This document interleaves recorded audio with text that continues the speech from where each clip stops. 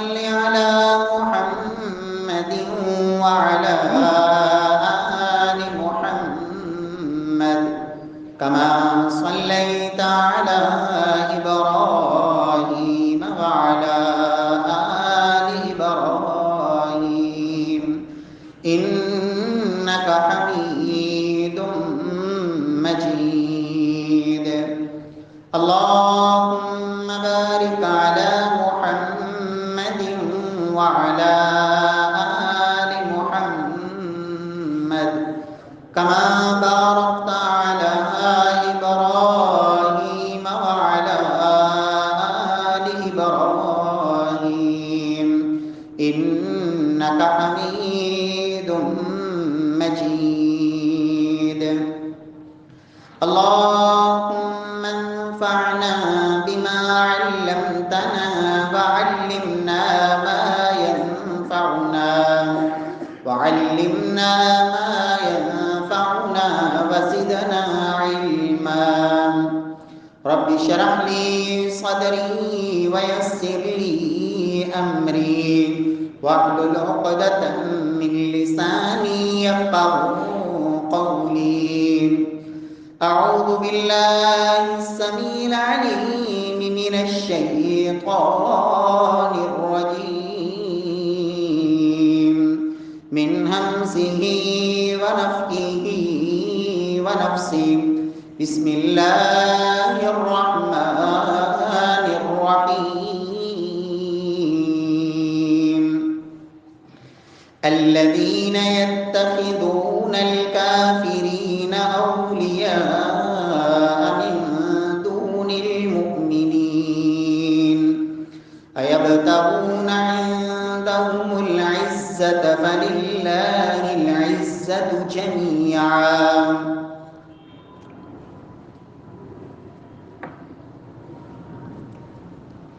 الذين يتخذون الكافرين اولیاء من دون المؤمنین، وہ لوگ جو کافروں کے ساتھ اپنی دوستیاں اور محبتیں اس لیے لگاتے ہیں مومنوں کو چھوڑ کر، ایبتغون عندهم العزہ، وہ چاہتے ہیں کہ ہمیں ان کے ہاں عزت ملے گی. فللہ العزۃ جمیعا، حالانکہ ساری کی ساری عزتیں وہ اللہ سبحانہ و تعالیٰ کے لیے ہیں. معزز سامعین کرام، محترم بھائیوں، بزرگوں، دوستوں، معززات ماؤں اور بہنوں، گزشتہ خطبہ جمعہ میں اس حوالے سے گفتگو ہوئی کہ ایسا شخص جو یہ سمجھتا ہے کہ دنیا میں عزت پانے کے لیے مجھے دوسروں کو ذلیل کرنا ہوگا، اس سے بڑا بد نصیب کوئی نہیں. اور ایسا انسان جو دوسروں کی عزتوں سے کھیلتا ہے، دوسروں کی عزتوں کو پامال کرنا چاہتا ہے، وہ اللہ رب العزت کے ہاں دنیا میں بھی عزت نہیں پاتا، اور کل قیامت والے دن اس کے لیے جو ہولناک عذاب ہیں اور اللہ رب العزت کی طرف سے اس کا جو بدترین انجام ہے، اس حوالے سے گفتگو ہوئی. دعا ہے کہ رب العالمین ہمیں اپنی زبان کی حفاظت کی اللہ توفیق نصیب فرمائے. یاد رکھیں کہ عزت وہ دین اسلام میں ہے، اس لیے کہ عزتیں ساری میرے اللہ کے پاس ہیں. سیدنا فاروق اعظم رضی اللہ تعالی عنہ، جن کو رب العالمین نے بہت بڑی حکومت عطا فرمائی، کئی علاقے ان کے دور خلافت میں مسلمانوں کی حکومت میں شامل ہوئے، فتوحات کا ایک لمبا سلسلہ. لیکن سیدنا فاروق اعظم رضی اللہ تعالی عنہ جب انہوں نے یہ محسوس کیا کہ شاید میرے ساتھیوں میں سے کچھ یہ سمجھتے ہیں کہ عزت وہ دنیا کی ظاہری جاہ و جلال میں ہے، تو فاروق اعظم رضی اللہ تعالی عنہ نے فرمایا تھا انا کنا اذل قوم فاعزنا اللہ بالاسلام، کہ لوگوں ہم دنیا میں ذلیل ترین لوگ تھے، اللہ رب العزت نے ہمیں اسلام کے ذریعے عزتوں سے نوازا۔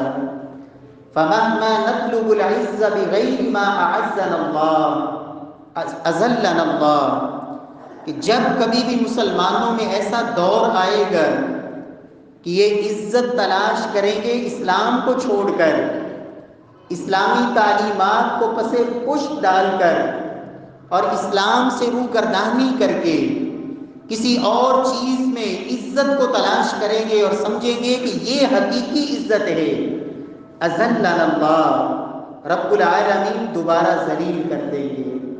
میرے پیارے بھائیوں، اصل عزت یہ ہے کہ اللہ رب العزت انسان پہ راضی ہو جائے، اصل عزت یہ ہے کہ انسان کل قیامت والے دن جب رب کے سامنے حاضر ہو، سلام علیکم سلام علیکم طبتم، دنیا کے اندر چند لوگ ہوتے ہیں جو استقبال کرتے ہیں، دنیا کے اندر پروٹوکول دیا جاتا ہے، لیکن بسا اوقات وہ ظاہری طور پر تو عزت دے رہے ہوتے ہیں لیکن اندر سے وہ دل سے گالیاں نکال رہے ہوتے ہیں، نفرت ہوتی ہے، بغض ہوتا ہے دل میں، لیکن اصل عزت یہ ہے، اصل اعزاز یہ ہے کہ رب العالمین کی طرف سے نورانی ملائکہ، اللہ کے فرشتے انسان کا استقبال کریں،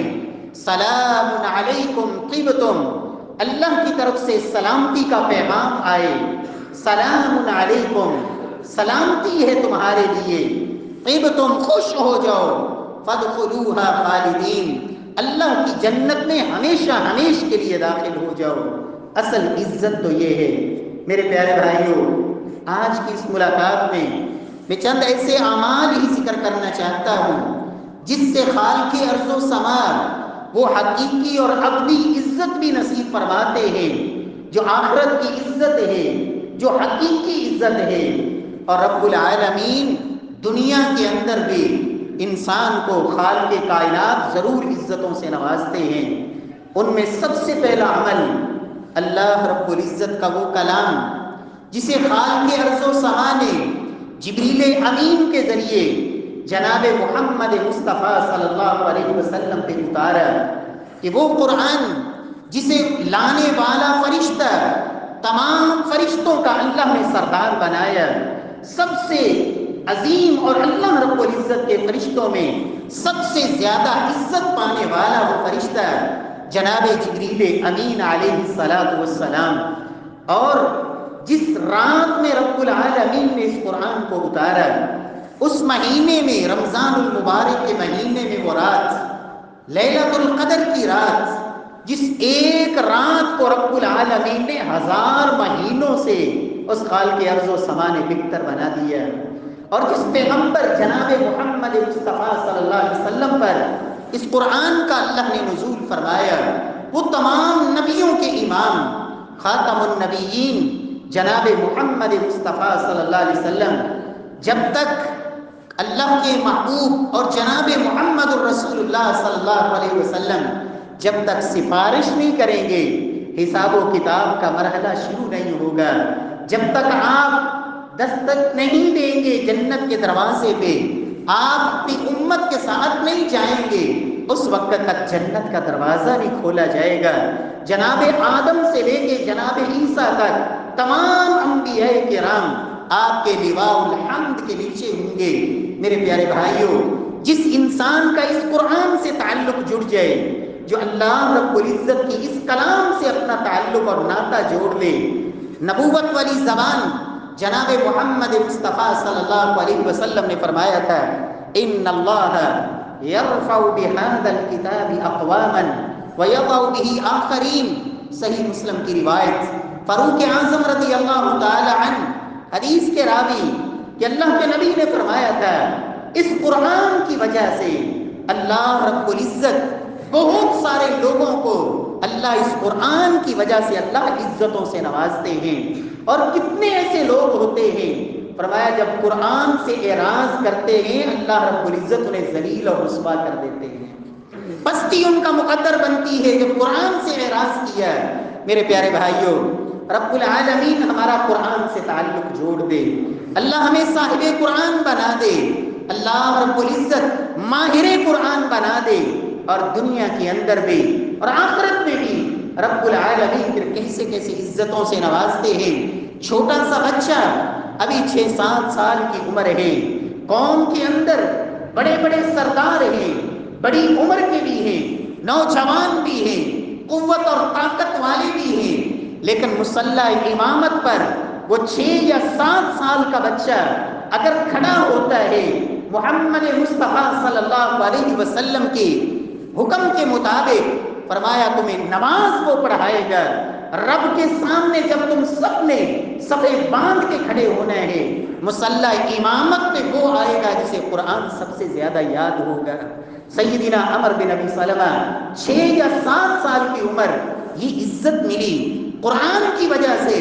سیدنا ابن عباس رضی اللہ تعالی عنہ چھوٹی عمر ہے، لیکن سیدنا فاروق اعظم رضی اللہ تعالی عنہ 22 لاکھ مربع میل کے فاتح حکمران، اتنی عظیم سلطنت، اس کے لیے جو کمیٹی ہے، جو مجلس شورا ہے جس میں بیٹھ کے بڑے بڑے فیصلے کیے جاتے ہیں، اس مجلس میں اگر بٹھایا جا رہا ہے عبداللہ بن عباس رضی اللہ تعالی عنہ کو، فاروق اعظم وجہ کیا بیان کرتے ہیں، فرمایا اس کو اللہ رب العزت نے قرآن کے علم سے نوازا ہے، قرآن مجید کی وجہ سے رب نے یہ اعزاز نصیب فرمایا.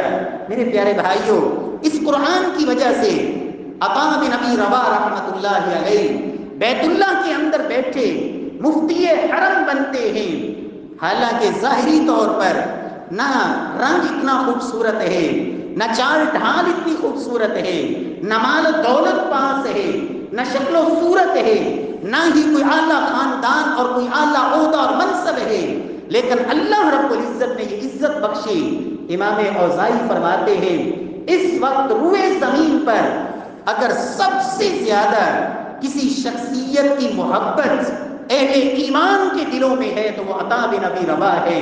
وجہ کیا ہے کہ وہ اللہ کے قرآن کے عالم ہیں. اللہ کے قرآن کو انہوں نے ٹائم دیا 20 سال تک قرآن سیکھنے کے لیے، اللہ رب العزت کے محبوب کی سنت سیکھنے کے لیے 20 سال تک ان کا بستر مسجد حرام میں رہا اللہ کا دین سیکھنے کے لیے، اور رب نے یہ عزتیں بخشی. میرے پیارے بھائیوں، یہ تو دنیا کے اندر ہے، کل قیامت والا دن ہوگا، بلکہ اس سے بھی پہلے جب انسان قبر میں جاتا ہے، قرآن مجید سے تعلق جوڑنے والا اللہ کے نبی صلی اللہ علیہ وسلم فرماتے ہیں قرآن کی ایک ایک سورت، فرمایا عذاب قبر سے اس کو بچانے کے لیے اس کا ساتھ دے گی. 30 آیت، پورا قرآن نہیں، فرمایا سورہ ملک جس کی 30 آیتیں ہیں، اس 30 آیتوں والی سورت نے قبر کے اندر ایک شخص کو عذاب قبر سے نجات دی. کیوں؟ اللہ رب العزت کے سامنے سفارش کی. سبب کیا ہے؟ یا اللہ یہ رات کے وقت پڑے بغیر نہیں سویا کرتا تھا، اس کا یہ عمل تھا. قرآن مجید کے ساتھ یہ تعلق، کل قیامت کا دن ہوگا، انسان آئے گا، اللہ رب العزت کی طرف سے یہ کتنا بڑا اعزاز ہے کہ خالق ارض و سما انسانوں کی صف سے نکال کر نورانی ملائکہ کی صف میں کھڑا کر دیں. یہ اعزاز اور یہ عزت کیا کم ہے کہ اللہ کی طرف سے ساری مخلوق کے سامنے قرآن پڑھنے کا کہا جائے اور جنت کے درجات چڑھنے کا کہا جائے. کیا یہ عزت کم ہے کہ اس کے سر کے اوپر جو تاج سجایا جائے، اسے جو خوبصورت حلہ عطا کیا جائے، اس کے والدین کو جس عزت اور اکرام سے نوازا جائے، اور پھر اس سے آگے بڑھ کے یہ قرآن جب خود رب کی بارگاہ میں آگے بڑھ کے سفارش کرے اور آگے آگے چل کے اللہ کی جنت تک لے کے جائے. میرے پیارے بھائیوں، اس سے بڑی اور عزت کیا ہو سکتی ہے؟ رب العالمین ہم سب کو قرآن سے اللہ تعلق مضبوط کرنے کی توفیق نصیب فرمائے. رب العالمین دنیا میں اپنی اولادوں کے لیے اللہ رب العزت سب سے جو عظیم چیز ہے میرے پیارے بھائیوں، کبھی بھی ترجیحات میں اللہ کے دین کی تعلیم کو کبھی بھی پیچھے نہ کریں، کبھی بھی قرآن کے علم کو معمولی نہ جانیں، اس لیے کہ کس نے کہا؟ کسی عام ہستی نے نہیں کہا، جس کی زبان نہیں، ہاتھ کی انگلی کا اشارہ ہوتا ہے چاند تو ٹکڑے ہو جاتا ہے۔ وہ پیغمبر جب نظر اٹھاتا ہے اللہ رب العزت سے زبان سے کہا نہیں، لیکن وہ اللہ تو دلوں کے ارادوں کو بھی جانتا ہے۔ قد نرا تقلب وجهك في السماء، چہرہ آسمان کی طرف اٹھتا ہے، اللہ قبلہ تبدیل کر دیتے ہیں۔ وہ پیغمبر جناب محمد مصطفیٰ صلی اللہ علیہ وسلم، اس زبان اطہر سے نکلی ہوئی یہ گارنٹی، خیرکم خیرکم، فرمایا لوگوں تم میں سب سے بہترین انسان کون؟ من تعلم القرآن وعلمہ، جس کو اللہ نے اس مشن کے لیے منتخب فرما لیا، جو قرآن سیکھتا اور سکھاتا ہے۔ فرمایا دنیا کائنات کا یہ سب سے بہترین انسان ہے۔ رب العالمین اخلاص کے ساتھ اللہ اپنی رضا کے لیے اس مشن کے ساتھ اللہ مخلص ہونے کی توفیق نصیب فرمائے۔ رب العالمین ہماری اولادوں کو اللہ حافظ قرآن بنائے، دین کا فہم نصیب فرمائے، اور قرآن مجید کے ساتھ قلبی تعلق رکھنے والے، اور رب العالمین کل قیامت والے دن ہمیں بھی اور ہماری اولادوں کو بھی اللہ رب العزت اور ہمارے والدین کو بھی اللہ رب العزت یہ شانیں اور یہ منصب عطا فرمائے جو حقیقی منصب ہے، جو حقیقی عزتیں ہیں، جن عزتوں کے بعد دوبارہ ذلت اور دوبارہ پستی کا کوئی ڈر نہیں۔ دنیا میں تو آج بڑا معزز ہے اور کل کوئی خبر نہیں کہ کیا بن جائے۔ یہ کیا عزت ہے؟ اصل عزت وہ ہے جو اللہ کی طرف سے نصیب ہو جائے، اور اس کے لیے سب سے پہلا عمل قرآن مجید کے ساتھ تعلق۔ اللہ رب العزت ہم سب کو یہ سعادت نصیب فرمائے۔ پیارے بھائیو، دوسرا عمل جس سے اللہ عزتیں نصیب فرماتے ہیں، اور وہ ہے تواضع اختیار کرنا، عاجزی اختیار کرنا، انکساری اختیار کرنا۔ تواضع کیا ہوتا ہے؟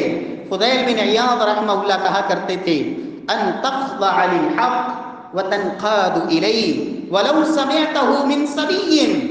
فرمایا کرتے تھے کہ تواضع یہ ہوتی ہے کہ آپ ہمہ وقت حق بات کو قبول کرنے کے لیے تیار رہیں۔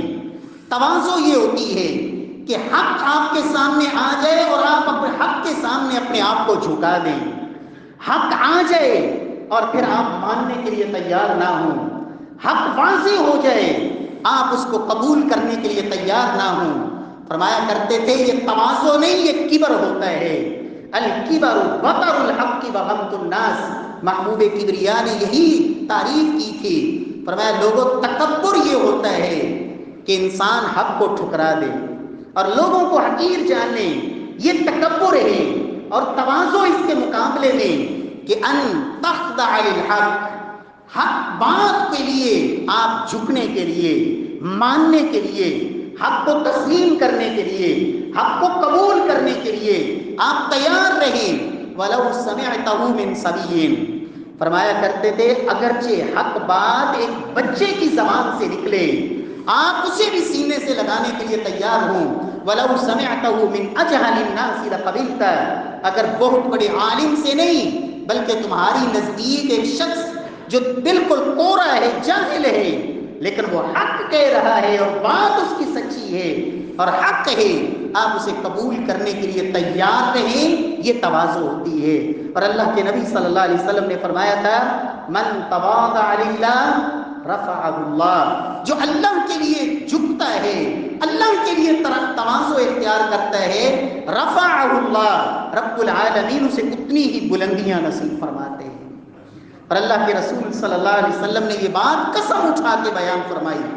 فرمایا لوگوں میں قسم اٹھا کے کہتا ہوں اور میرا ایمان یہ ہے، میرا عقیدہ یہ ہے کہ محمد مصطفیٰ صلی اللہ علیہ وسلم کی زبان اطہر سے نکلی ہوئی بات ساری دنیا کے فقہا، ساری دنیا کے لوگ وہ غلط کہہ سکتے ہیں، ان کی بات غلط ہو سکتی ہے، ان کی بات کو ٹھکرایا جا سکتا ہے، لیکن اگر کسی ہستی کی بات بغیر کسی سوچ و بچار کے، بغیر کسی کیل و کال کے، اور کسی کی بات کو اگر من وعن حرف آخر حرف حجت سمجھا جاتا ہے تو وہ جناب محمد مصطفیٰ صلی اللہ علیہ وسلم کی بات ہے، جس بات کو چھوڑنے سے انسان کا عقیدہ جا سکتا ہے، ایمان سے خالی ہو سکتا ہے۔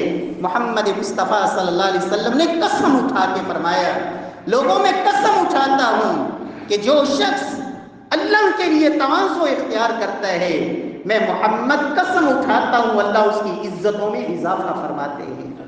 پیارے بھائیوں، رب العالمین ہمیں بھی تواضع نصیب فرمائے۔ اور اللہ کے رسول صلی اللہ علیہ وسلم فرمایا کرتے تھے، ان اللہ تعالی اوحى الی ان تواضعوا، لوگوں اللہ نے میرے اوپر وحی فرمائی ہے، اللہ نے میرے اوپر وحی اتاری ہے، ان تواضعوا، وحی کیا اتاری ہے کہ لوگوں تم تواضع اختیار کرو، ولا یفخر احد علی احد، کوئی کسی پر اپنی بڑائی، عظمت، کبریائی کو ظاہر نہ کرے۔ اللہ کے ہاں تم سب کے سب آدم علیہ السلام کی اولاد ہو، اور آدم کو رب العالمین نے مٹی سے پیدا فرمایا، فرمایا کوئی کسی پہ فخر نہ کرے، کوئی کسی پہ ناز نہ کرے، اللہ نے میرے اوپر یہ وحی اتاری ہے کہ تم تواضع اختیار کرو۔ اور محمد مصطفیٰ صلی اللہ علیہ وسلم کی زندگی کو دیکھیں، کیسی تواضع، کیسی عاجزی، کیسی انکساری، رب العالمین ہم میں بھی رب العالمین یہ وصف پیدا فرما دے۔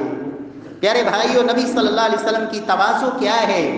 ام المؤمنین بیان فرماتی ہیں، صدیقہ کائنات، اللہ کے نبی گھر کے اندر ہوتے، کان فی خدمت اہلی، گھر کے اندر اتنی تواضع، ہمیں ایسے لگتا کہ اللہ کے نبی گھر میں ہماری خدمت کر رہے ہیں۔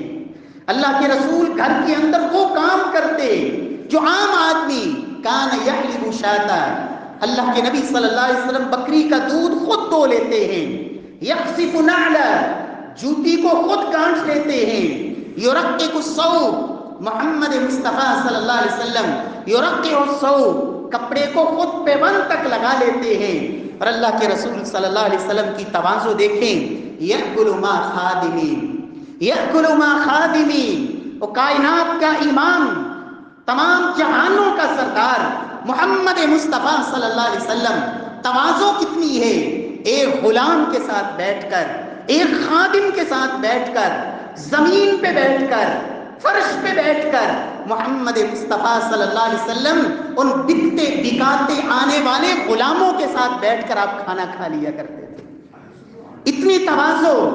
کفار مکہ نے کہا کہ ہم نہیں آئیں گے، آپ ہمارے لیے الگ جگہ کا انتخاب کریں، الگ مجلسوں کا اہتمام کریں، ہم آتے ہیں آپ کے ساتھ بلال حبشی بیٹھے ہوتے ہیں، آپ کے پاس سلمان فارسی بیٹھے ہوتے ہیں، آپ کے پاس صہیب رومی بیٹھے ہوتے ہیں، لیکن کائنات کا امام، نبیوں کا سردار، تواضع کتنی ہے، باہر سے آنے والا آتا، اللہ کے نبی اپنے صحابہ کی مجلس میں بیٹھے ہوتے، اس قدر تواضع کہ باہر سے آنے والا آتا اور اللہ کے نبی اس انداز میں بیٹھے ہوتے، کوئی الگ اونچی مسند نہیں، کوئی دنیا کے سامنے ظاہری جاہ و جلال نہیں، ایسی تواضع، آنے والا آتا تو پہچان نہ پاتا کہ ان میں نبیوں کے امام اور خاتم النبیین محمد مصطفیٰ صلی اللہ علیہ وسلم کی ذات کون سی۔ میرے پیارے بھائیوں، آج ہم نے یہ سمجھ لیا کہ شاید عزت بنے گی جب کمزوروں کو ذلیل کریں گے، عزت بنے گی جب کسی کے سامنے اپنی بڑائی اور عظمت کو میں اجاگر کروں گا۔ رب کعبہ کی قسم، جب آپ اونچے ہونے کی کوشش کریں گے، رب العالمین پھر اتنی ہی پستی میں گراتا ہے، اس لیے کہ یہ اونچائی، یہ عظمت، یہ کبریائی، یہ بڑائی، یہ میرے رب کی شان ہے۔ الکبریاء ردائی والعظمت ازاری۔ اور اللہ کے رسول نے فرمایا تھا صلی اللہ علیہ وسلم، ایک شخص اچھا لباس پہن کے اور اپنے خادموں، نوکروں، غلاموں اور اپنے مال و دولت اور جاہ و جلال کے ساتھ نکلا، زمین پہ اکڑ کے چل رہا تھا، تکبر آیا، گھمنڈ آیا۔ اللہ کا قرآن کہتا ہے جتنا مرضی اکڑ لے زمین کو نہیں پھاڑ سکتا، جتنا مرضی گردن کو اکڑا لے پہاڑوں کی چوٹیوں کو کراس نہیں کر سکتا۔ کیا حیثیت ہے، فرمایا تکبر کر کے چل رہا تھا، کبریائی آئی، بڑائی آئی، رب العالمین نے زمین کو آرڈر دیا، زمین پھٹ گئی، اور محمد مصطفیٰ صلی اللہ علیہ وسلم فرماتے ہیں رب نے زمین میں دھنسایا، قیامت تک دھنستا ہی چلا جائے گا۔ اللہ رب العزت محفوظ فرمائے۔ اس لیے پیارے بھائیوں، تواضع رب العالمین کی رضا کے لیے۔ عمر بن عبدالعزیز رحمۃ اللہ علیہ، جن لوگوں کو اللہ عزتیں دیتے ہیں، عظمتیں دیتے ہیں، کیا مزاج ہوتا ہے، کیسی تواضع ہوتی ہے۔ عمر بن عبدالعزیز رحمۃ اللہ علیہ بیٹھے ہیں، مہمان آیا، مہمان کے ساتھ مجلس میں بیٹھے ہیں، اچانک چراغ بجھ گیا، خود اٹھے، جا کے چراغ کو درست کیا، چراغ کو جلایا، واپس آ کے بیٹھے۔ مہمان کہتا ہے کہ حضرت امیر المؤمنین، آپ یہ کام کا حکم مجھے دیتے، میں یہ کام کرتا، آپ خادم کو بلا لیتے، خادم یہ کام کر دیتا۔ عمر بن عبدالعزیز رحمہ اللہ فرماتے ہیں قمت وانا عمر وجلست وانا عمر، میں جب چراغ درست کرنے سے پہلے تھا میں پھر بھی عمر بن عبدالعزیز تھا، اب جب میں اٹھ کے گیا ہوں چراغ درست کیا ہے، میں واپس آ کے بیٹھا ہوں، میں پھر بھی عمر بن عبدالعزیز ہوں۔ میری عزت میں اللہ نے کوئی ایک ذرہ برابر بھی کمی نہیں کی۔ وہ غلام، وہ نوکر، وہ خادم سارے دن کا تھکا ہارا، وہ ابھی جا کے سویا تھا، میں اسے دوبارہ بلاتا، دوبارہ آنے کی تکلیف دیتا، آخر وہ بھی انسان ہے۔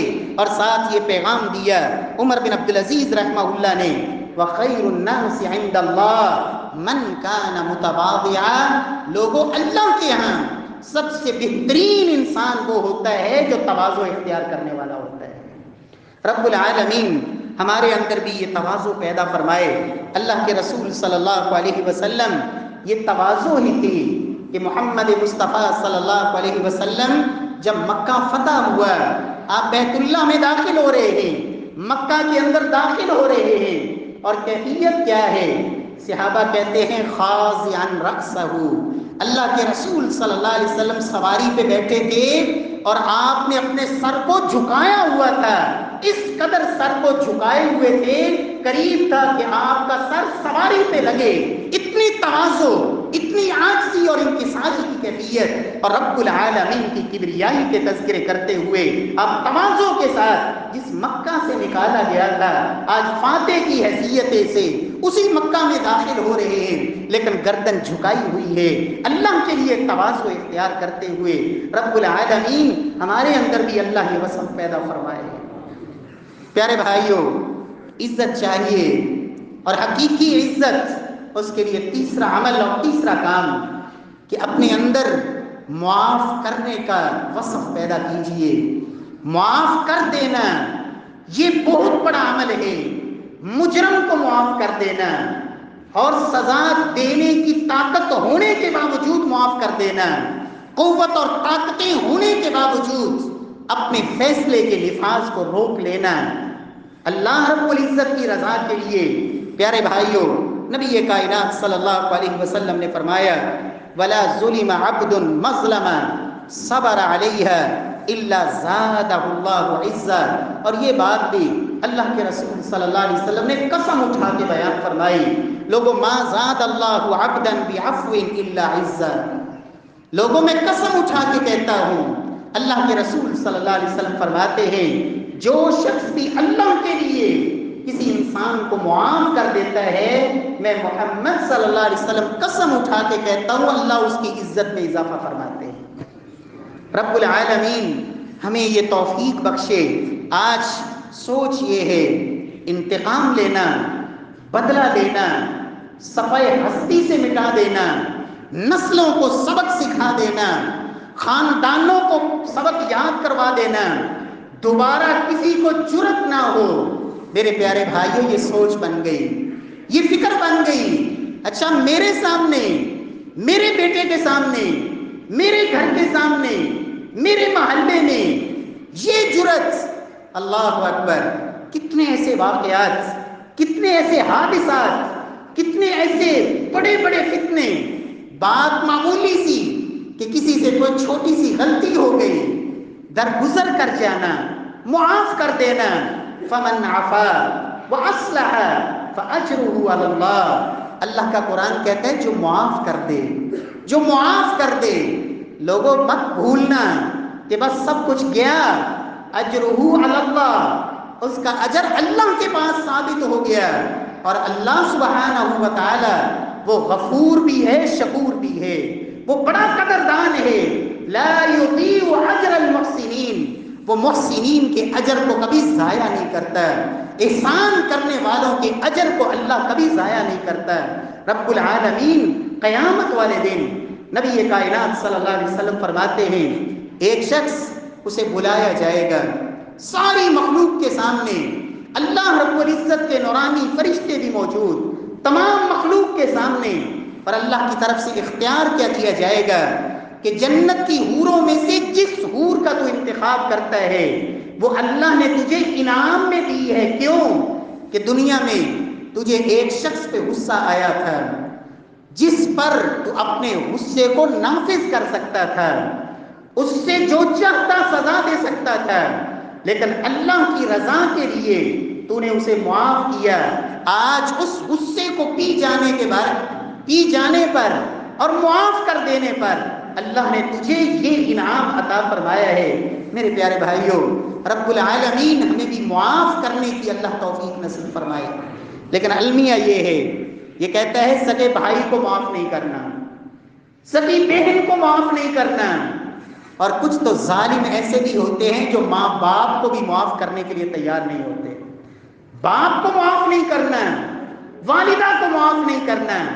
تو میرے پیارے بھائی، ہم اس نبی کی امت ہیں جناب محمد مصطفیٰ صلی اللہ علیہ وسلم. کیا ظلم ہوا تیرے اوپر؟ کبھی سوچا کر کائنات کے امام سے بڑا ظلم کس پہ ہوا ہوگا؟ اللہ کے نبی کے یاروں سے بڑے ظلم کن پہ ڈھائے گئے ہوں گے؟ اللہ کے رسول صلی اللہ علیہ وسلم کے صحابہ، وہ مکے کے اندر کیا ظلم ہے، کیا ستم ہے جو ان کے اوپر نہ ڈھایا گیا ہو؟ اللہ کے رسول صلی اللہ علیہ وسلم کی بیٹیوں پہ ظلم، اللہ کے نبی کا کلمہ پڑھنے والوں پہ ظلم. ان کو کس طرح گرم ریت پہ لٹایا گیا، انگاروں پہ لٹایا گیا، بھاری پتھر سینوں پہ رکھے گئے. اور صرف یہاں بس نہیں، مخالف سمت میں دو ٹانگوں کے ساتھ اونٹوں کی رسیاں باندھ کر ایک اونٹ ادھر دوڑا دیا گیا اور ایک اونٹ ادھر دوڑا دیا گیا، جسم کو دو دو ٹکڑے کر دیا گیا. محمد مصطفیٰ صلی اللہ علیہ وسلم کے سامنے یہ سارے مناظر تھے.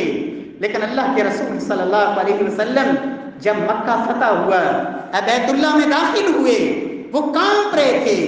جنہوں نے ظلم کیے تھے ان کو یاد تھے اپنے ظلم کہ ہم نے کیا کچھ نہیں کیا، وہ سب کچھ یاد تھا.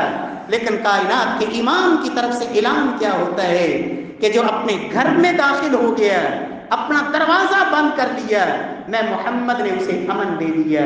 جو ابو سفیان رضی اللہ تعالی عنہ کے گھر میں چلا گیا، ہماری طرف سے اسے بھی امن ہے. جو بیت اللہ میں آ گیا اسے بھی امن ہے.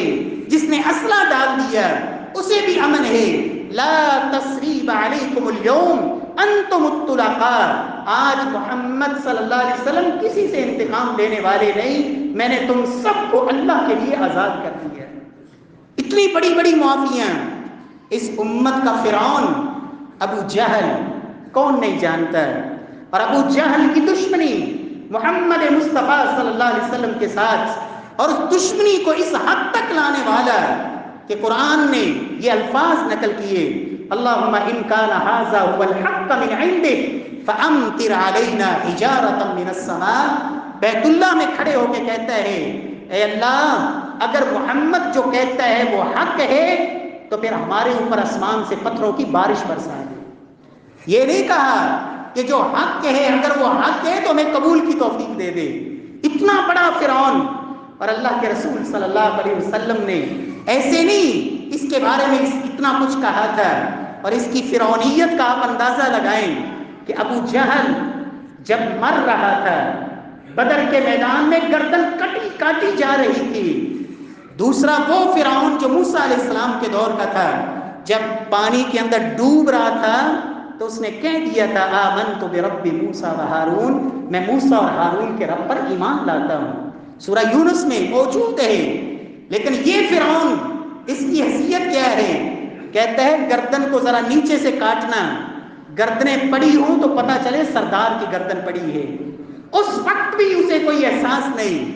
اس کا بیٹا، اس ابو جہل کا بیٹا اکرمہ رضی اللہ تعالی عنہ، مکہ فتح ہوا، اسے پتا تھا کہ میرے باپ نے، اور خود اکرمہ رضی اللہ تعالی عنہ جو ابھی مسلمان نہیں تھے پہلے، احد کے میدان میں جو 70 صحابہ شہید ہوئے، اس میں بہت بڑا کردار سیدنا خالد بن ولید کے ساتھ اکرمہ دونوں کا تھا۔ اللہ اکبر، یاد تھا سب کچھ، بھاگ گئے یمن کی طرف۔ ان کی بیوی ام حکیم اللہ کے نبی کی مجلس میں آئی اور کہا یا رسول اللہ صلی اللہ علیہ وسلم، میں ام حکیم آپ سے ابو جہل کے بیٹے اکرمہ کے لیے معافی کی درخواست لے کے آئی ہوں، آپ اسے معاف کر دیں۔ میرے پیارے بھائیوں، آج ہم کس کو معاف نہیں کر رہے؟ اپنے اس سگے بھائی کو نہیں معاف کر رہے، اپنی سگی بہن کو نہیں معاف کر رہے، کلمہ پڑھنے والے مسلمان بھائی کو نہیں معاف کر رہے، اور لڑائی بھی کیا ہے معمولی معمولی باتوں پہ۔ نبی کائنات صلی اللہ علیہ وسلم فرماتے ام حکیم، میں محمد صلی اللہ علیہ وسلم اکرمہ کو امان دیتا ہوں، وہ آ جائے، میں نے اسے معاف کر دیا۔ یہ بیوی بھاگی یمن پہنچی ساحل پہ، اکرمہ سے ملی اور کہا کہ میں تمہارے لیے محمد صلی اللہ علیہ وسلم سے معافی لے کے آئی ہوں، آپ آ جاؤ۔ کہا واقعی ممکن نہیں لگ رہا، یقین نہیں آ رہا، لیکن اس زبان نبوت پہ یقین تھا کہ محمد جو کہہ دیتے ہیں صلی اللہ علیہ وسلم وہ حق ہی ہوتا ہے۔ اپنی بیوی کے ساتھ آئے اور اللہ کے رسول صلی اللہ علیہ وسلم کے سامنے کھڑے ہو کے کلمہ پڑھا، اسلام قبول کیا، اور ساتھ کہا کہ اللہ کے رسول میرے لیے دعا کریں، اللہ میری اسلام کے خلاف جو کچھ میں نے کیا، اللہ وہ میرے سارے گناہوں کو معاف فرما دے۔ میرے پیارے بھائیوں، رب العالمین ہمیں بھی معاف کرنے والا بنائے۔ عزت چاہیے، انتقام لینا، بدلہ لینا۔ جناب یوسف علیہ السلام، داستان یوسف یاد کریں، کیا ظلم کیے بھائیوں نے سیدنا یوسف علیہ السلام پر، وہ حسد کی آگ میں جلنے والے اور سگے بھائی پہ کیسے ظلم اور ستم اور کیسے ظلم ڈھانے والے، لیکن جب مصر میں دوبارہ سوالی بن کے گئے، غلہ لینے کے لیے پہنچے، تو جناب یوسف علیہ السلام کیا کچھ بدلہ نہیں لے سکتے تھے۔ کہا لا تثریب علیکم اليوم، اللہ رب العزت تمہیں بھی معاف فرمائے، مجھے بھی معاف فرمائے، آج میں نے تم سب کو معاف کر دیا۔ رب العالمین ہمیں بھی معاف کرنے والا بنائے۔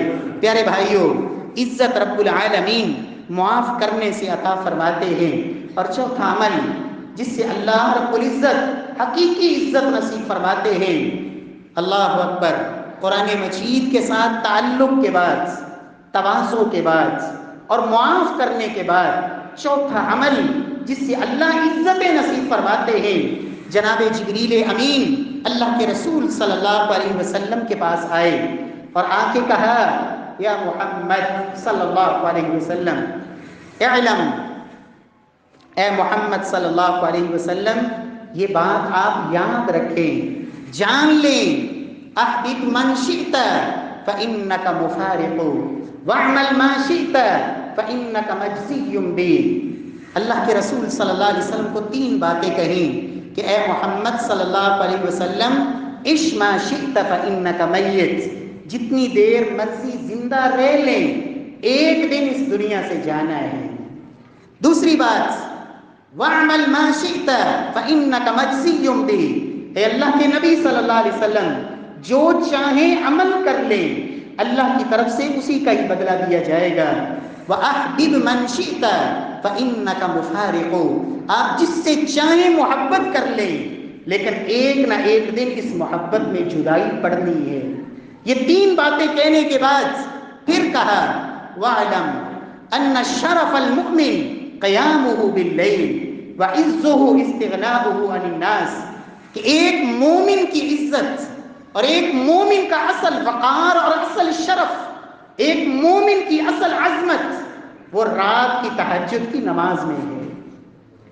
اے اللہ کے رسول صلی اللہ علیہ وسلم، مومن کا اصل شرف وہ اللہ کے سامنے پیشانی کو جھکانے میں ہے، رب کے سامنے سجدے کرنے میں ہے، قیامہ باللیل۔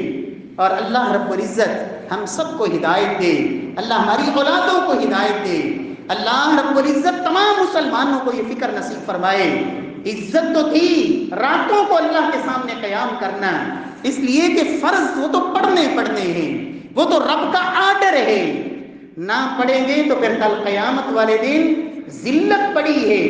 سورہ قلم میں اللہ فرماتے ہیں یوم یکشف عن ساق ویدعون الی السجود فلا یستطیعون خاشعۃ ابصارهم ترہقهم ذلہ، کہ کل قیامت والے دن کچھ آئیں گے شرمندگی سے، چہروں پہ شرمندگی چھائی ہوئی ہوگی، نظریں شرم کے مارے جھکی ہوئی ہوں گی۔ کون ہیں کہ دنیا میں جن کو سجدوں کے لیے بلایا جاتا تھا نہیں آتے تھے، اب سجدے کرنے چاہیں گے لیکن اللہ کی طرف سے کمر کو تختہ بنا دیا جائے گا، سجدہ کر نہیں سکیں گے۔ اس وقت کی ذلت یہ اصل ذلت ہے۔ اگر عزت چاہیے اللہ کے سامنے جھکنے میں، تواضع میں، سجدہ کرنے میں، نماز کی پابندی میں اللہ نے عزت رکھی ہے۔ رب العالمین عمل کی توفیق بخشے۔ واقول قولی ھذا وآخر دعوانا الحمدللہ۔